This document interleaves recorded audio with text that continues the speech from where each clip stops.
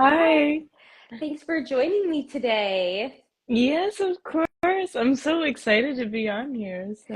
I'm honored to have you on here. I'm Oh, excited to chat and just have you share your experiences. So, why don't we take it from there where you can just introduce yourself and where you are right now in your career? I'm a professional ballet dancer and I'm at the Norwegian National Ballet. And before this, I studied in the Royal Ballet School in London and also in America as well. I've kind of been like in a lot of countries and, been all over the place, but I'm happy to say that I finally kind of made it into like the groove of like professional life. So, yeah. Mm, yeah.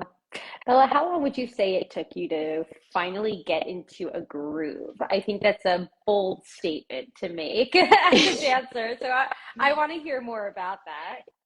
Yeah, so I mean it wasn't always like smooth. I feel like especially going from like pre-professional into like a maybe a more like structured like training regime. Like for I went to the Royal Ballet School, which was Hmm. quite like an institution. So, it wasn't always like kind of streamlined. I would say it was a little bit, up and down, but Hmm. I would say, yeah, that transition between school and like company, you definitely have a bit of like a period of like trying to find yourself, trying to fit in, but also like be individual and, Hmm. try to, figure out what your place is. But I will say, yeah, just kind of like with time, especially in a company, like it just eventually came like this feeling of like, okay, I have a place here and like, Hmm. this is how I fit in and this is like what I can bring and yeah. That's really beautiful because I also think there's an element in this that's a reflection of you and feeling um, at ease where you're at, right? And this is something that a lot of dancers struggle with in various points of their career, just feeling at ease or the best word I could think of really is settled in where they're at, they're here and now. It's so easy for dancers to always be focusing on the next step, what we're perfecting, what we're working towards, and to feel a place of comfort is so nice to hear. It's really nice that you have that. Yeah. I mean it definitely it does take like a lot of work and I Yes. understand completely. Like I have a sister in dance who's had like a different journey than me and I've had a lot of like friends especially after school where their transition is a little bit like rocky and a lot Mm-hmm. of people that I know like also freelance but there are like yeah there are pros and cons to being somewhere where you're like comfortable and also like constantly finding the next step but yeah I mean once you kind of find like a rhythm and like a place that really appreciates you, I think that's like the biggest thing for everybody. There is like a place for like every dancer. You just have to like find the right one that's gonna like work for you. So I'm happy to say that like I found one Mm-hmm. that's like really working for me and makes me happy. And that's kind of like that's why it is quite smooth for me. I feel very like, oh, this like clicks with, Amazing. me as a dancer. So yeah, that's kind of why it's been like quite nice. So yeah. That's amazing. Our environment plays such a large role in our day to day and everything, for everything from our training, but also even just our mental health, and to have the ability to again be in and be to have found an environment where you feel that you can thrive is such a beautiful thing. Now you have been in different types of environments, and I'm curious to hear uh, all dancers at some point through these transitions that you spoke about, they do experience challenges, right? It's inevitable. We're all going to experience challenges in our training, our career, in just human life. I am curious if there's a challenge that really stuck out for you that you were able to either navigate, overcome, or something that you're still maybe working through. Yeah, I mean, well, I guess in terms of like challenges, I would say like at school I kind of had maybe a bit more like internal challenges just because I was at that, age where you're growing a lot, like both body and mind, and like you Hmm. kind of really find yourself comparing yourself a lot to others and, maybe just envying things that other people have. Like that's at least like one major challenge that I had like in school at least. Hmm.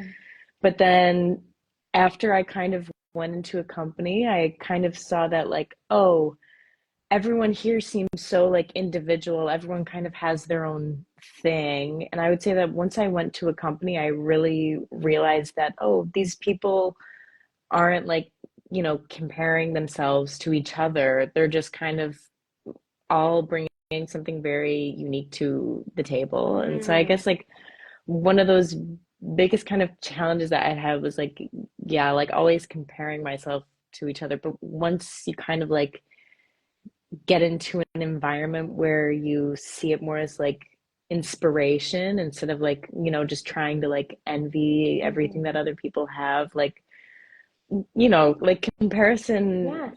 you realize it wastes like so much energy and like so much time that you could have been just like, focusing on yourself and figuring out what works for you. So that was like a kind of a big challenge that I had. And then once I went to a company, I just felt like I had a bit more freedom.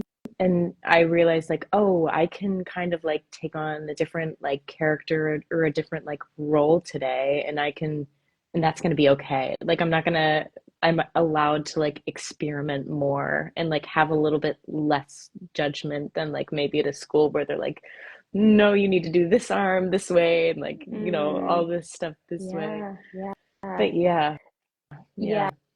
yeah.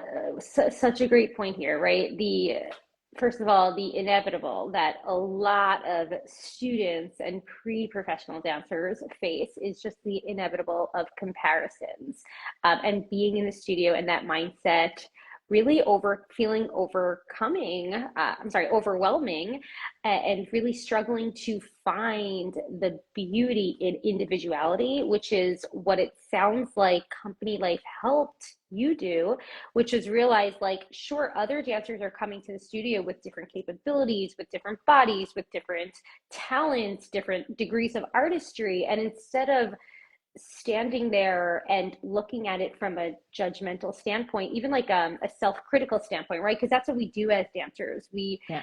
I find that the first thing when it comes to that comparative mindset is we're taking it in a bit of like in a self-ridicule type of way, instead really seeing it as like, okay, it's different from what I'm doing. How can I utilize that information? How can I utilize that picture to feel inspired with my own artistry? And it really sounds like you even were able to access some more artistic freedom from this. You had more ability, you had a better ability to focus, right? You were less overcome by the comparative mindset, more ability to focus, and could actually, I'm sure, start experiencing some artistry or artistic joy in a studio that a lot of students struggle to experience. Yeah. I think especially since like, in a school, it is always very, very like push, push, push all the Mm, way through. And then you kind of get to these like, periods where you like have like a break and then it's fine. But like in a company, I did notice, okay, I'm not gonna have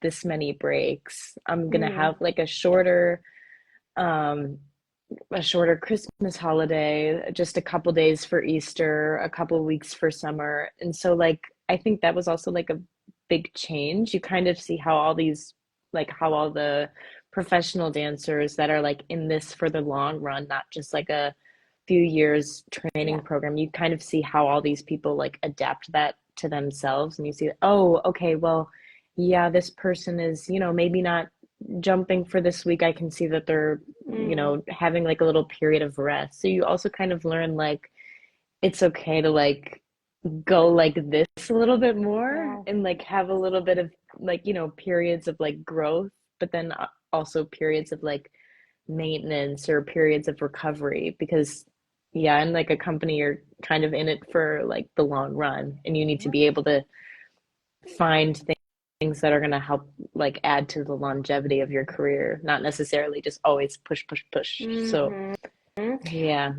Arguably, the ebb and flow that you're talking about, and the periods of recovery, the periods of sitting out for a jump if something's not feeling right, arguably it's part of the growth process too. It's really what's helping you to grow. And such another big shift from student to professional that I notice with the dancers I work with is just the ability to come to terms where, like you said, it's okay. Yeah. You know what I mean? It's not only is it okay, but it's actually necessary for you to start listening to your body more and not feel like it's just constantly go, go, go. And the big word that you said, longevity, right? What can we do to promote that?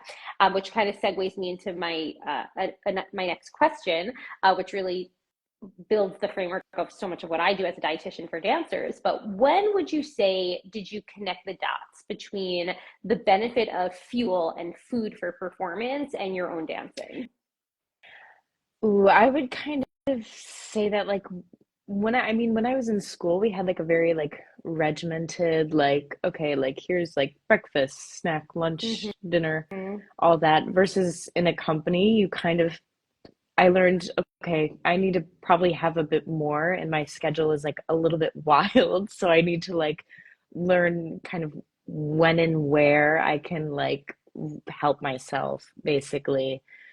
So yeah, I would say in professional life, you kind of learn that, like, okay, actually, you know, after a show, like, you need to definitely like tailor your eating schedule because you're going to be getting home really late. And you got to be able to like spread things out really well so your energy doesn't go like this and then Mm-hmm. this and then this. You need to kind of keep things a bit more consistent. And I also really kind of realized that, like, you're not always hungry, Mm-hmm. especially like in professional life. Like, Mm-hmm. when you are doing like major performances at night or like doing these really long stretches of rehearsals, you kind of aren't hungry. And then you wonder like why you're so tired the next day. And then I realized Mm-hmm. like, oh, okay, maybe I need to like go back and like figure something out here. So, I mean, I don't know, personally, like in a company, I've really had to like figure out what was going to work for me because the schedule is so wild. Like, or at least for me, like sleep is hard for me. Like I'm a horrible sleeper. So for me, that was like figuring out when am I going to eat and like how is that going to help Oh. me like sleep better? Because if I was eating like really, really late at night after a show and then trying to go to bed, I was like sleeping bad. But then if I don't eat after a show, I wake up the next day or I wake up in the middle of the night and I'm like chugging water and Mm. I'm like, what girl, what's going on? Yes, yes. Um, And yeah, that's critical. yeah.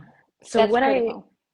what I kind of learned is like the more I can like be proactive and kind of like I like you know, I call it like, okay, preventative like hydration. I'm like, I'm Yeah. gonna have a lot of electrolytes, okay, the night before, the day of, and even after a show, like more electrolytes, more like, you know, it's all about like finding in like sneaky ways to like get in more nutrition or like, okay, I'm gonna add some more like nuts here, something like really something that's gonna give you like a lot of energy in like a short amount of if you only have 5 minutes, to like Mm-hmm. have a snack. I found out that like picking something that's gonna give you the most energy is something that's gonna help you like in the long run.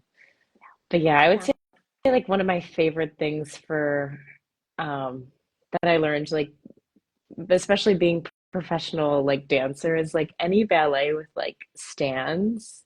I call it like ballet stands where you're like Swan Lake and you're stood there on a while Mm-hmm. like on the sides for a while. I'm like, oh my gosh, the cramps are so bad. And I learned, okay, every time I have a crampy ballet, like without fail, like before that show, I'm having like 30 minutes before it, like, okay, banana, Yeah. like some chocolate, some nuts, like that is like bare minimum essential for me. And Yeah. then I also kind of realized that like in a professional life, I kind of just need to eat a lot throughout the day. Like every 3 hours, I'm like, okay, I'm not really hungry, but like do it anyways because tomorrow Mm-hmm. you have another show and you don't want to have this like major energy dip or else you're gonna like your dancing will suffer and also like you could get injured like when you're tired and like you know really Yeah. tired, didn't have Yeah. enough time to like fuel well, you can get like sloppy on Mm-hmm. stage, and that's like when you're gonna get injured. So yeah, that was like Absolutely. a big thing that I learned with like performing. Like you, Yeah. especially late at night, you need to like really workshop how you're gonna get more in throughout the Mm-hmm. shows, before the shows, after the shows. Yeah. Yeah. Yeah.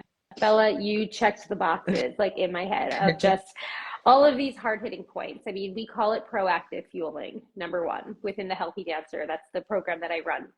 And proactive fueling essentially means exactly what you said. Dancers are going to unintentionally underfuel because of the physiological nature of how we move Yeah. our bodies. We don't feel hungry when we're extremely busy and extremely active.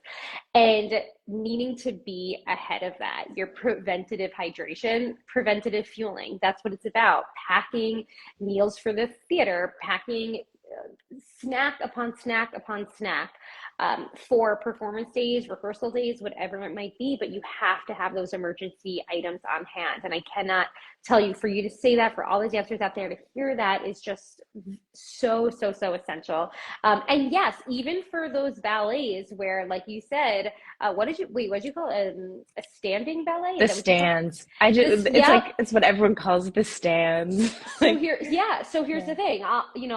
I'll work with a dancer that's like, well, I'm not really moving that much in that ballet. I'm not moving that much, and I'm like, no, no, no, no, no. You're You gonna still cramp. gotta. Yeah. You're gonna cramp. You gotta fuel your body. Being on stage, standing like this, Yes. the the lights are on you. You are going to get dehydrated. Your body is expending a ton of energy. Mm. You've got to give it the tools it needs. Yeah. So I love everything you said. Truly, truly so important. And I am curious. So shift the conversation again. How would you say, as a professional, you avoid hyper fixating on dance and instead have balance in your day? So, is there something else you like to do? Um, well, yeah, I mean, well, fixating on like ballet, I would say like sometimes it's okay. I Mm, would say like if you're a ballet dancer, like I hope that you would love what you're doing. You know, I hope mm-hmm. it's okay to fix on it, but yeah, there definitely is like a limit to how much you should fixate on one thing. Otherwise, it's just gonna like it can drive you nuts and it can like Sure. make you unhappy. And at least like I will say like I've kind of noticed this trend, like especially on social media with like younger dancers trying to like normalize like overtraining or like Mm, underfueling. And I do notice that like with that trend, a lot of these dancers that I like once knew, they end up reaching burnout by like their 20s. So I feel like me for that, I feel like that's what it looks like when you fixate on the art too much. You hmm. reach burnout. So yeah, I mean for me, balance is like the most important thing. You have to have kind of balance because ballet can bring you like some joy, but you also need like an outlet for like other places you can get joy as well and like things to do. So for me, that is definitely like I personally I love yoga. Mm, Because that is just like a very like not I do love to like I'm a very like active person. hmm. I love to like, do things active, but I'm too tired to like do something too crazy. So for me, like yoga makes me like very happy. It's like I love that like mind body connection, but with Hmm. yoga, it's like a lot less judgment and a little bit more like private. And also it just like feels good to move your body in a way that is not really going to be looked at or like focused on. Yeah. Um, so yeah, for me, I love yoga, but also I do go in like a lot of, I have like a lot of hobbies. I get like bored of one and I move to the next. Like I've had like a very serious crochet era and Ooh. I remember I had to be stopped because I was in my like Swan Lake costume and there was like 5 minutes before we had to go Oh on my and I was like, God.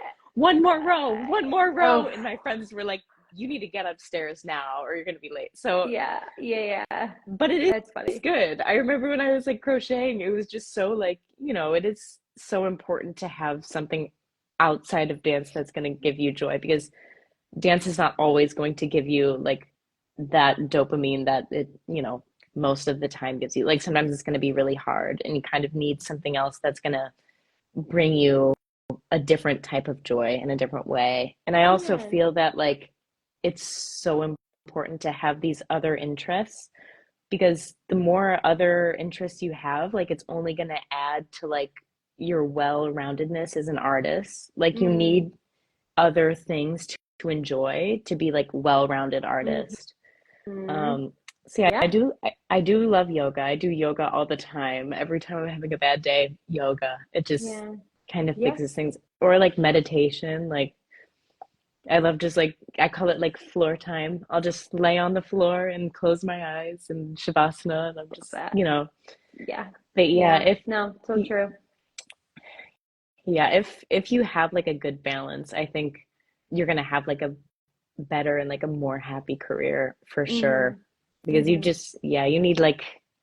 you need to be as well-rounded as you can, and you can't be a well-rounded dancer only doing like ballet and fixating on ballet. So Yeah, yeah. yeah, and it's even just something as simple as having a hobby just in case there's any reason that you can't be in the Yeah. studio. You know what I mean? Like that's just whether it's a holiday, whether it's not going, recovering from an injury. There's a bunch of different reasons why one might not be able to access the studio. So having something that can still fill your cup or give you that exit is incredibly important. Well, you've given us such incredible insight. I have one more question that I want to ask you. It's pretty overarching, and we definitely touched on a lot of topics today, but I'm going to throw it out there anyway. How would you redefine what it means to be the healthy dancer? Ooh, I would say that's all about like, I mean, it's kind of like everything that we've Yeah. talked about, but also I would Mm-hmm. say like being a healthy dancer is like a dancer that like kind of knows their limits and like knows when to like pull back a little bit, or when to like, okay, I need this period of like maintenance, or I need this period of rest. Like being a healthy dancer is a dancer that knows how to like recalibrate their training program when, things in the rehearsals are too much, or like, okay, I'm going to lower my supplemental training this week if, my body is feeling really hard. I feel like if you're going to be a healthy dancer, you have to like learn and like kind of really know how to listen to like your body's cues, because Mm-hmm. they're always there. Like your body is always telling you like kind of what it needs and what it's craving. And, in this profession, it's usually normalized to like ignore those cues. But I feel like if you're going to be really a healthy dancer, that's going to like not burn out, you know, not be injured as much. Injuries happen, I understand, but like, Mm-hmm. you know, overtraining or like underfueling, like that's going to lead to injury, or like, the longevity of your career is going to like sacrifice. So you kind of have to, I would say, yeah, really like knowing your limits, and then also making sure to take intentional time for like self-care, or like, treating yourself in a way that isn't ballet focused, because the biggest investment that you're going to be making as a ballet dancer is like the one that you make with your body and yourself and your mind. So Mm-hmm. yeah. Mm-hmm. Absolutely. This just kind of reminded me of something that I recently posted about when it was the topic of cravings. And I often say that, cravings from a cultural standpoint, it just gets constructed as being something that's bad. When the fact is that even something like cravings, they're cues. It's your body trying to communicate with you, communicating something. Oftentimes, it means that you didn't eat enough of one Yeah. particular food or macronutrient beforehand. Yeah. And this is just such a perfect testament to what you're saying, which is the healthy dancer learns how to reconnect with their body, that mind body connection. I call it the healthy dancer body of evidence, because all of these cues, it's giving us evidence for next steps, whether it's evidence to that you need rest, evidence that you need to start fueling more proactively, more sufficiently during the day. So I could not agree more with you, Bella. You shared such beautiful insight with us today. Oh, I thank cannot thank you. you enough for just giving your time Yeah, here. of course. I mean, I was so excited to be on here as well because I've Yay. been following your page for like such a long time, and even when I get stuck, I'm not perfect like the way that I do things, but sometimes when I get stuck, like I do love like looking at your page and like trying things out and realizing like, oh, okay, yeah, this is a life hack. Like I'm gonna Yes. put this one in the pocket. Like, I yeah, love that. I'm so yeah, happy. I'm happy that you find it helpful and I'm yeah. here. We'll stay connected and thank you again. I'll talk to Yeah. you soon. Thank you so much. Talk to you soon. Bye, Bella. Bye bye.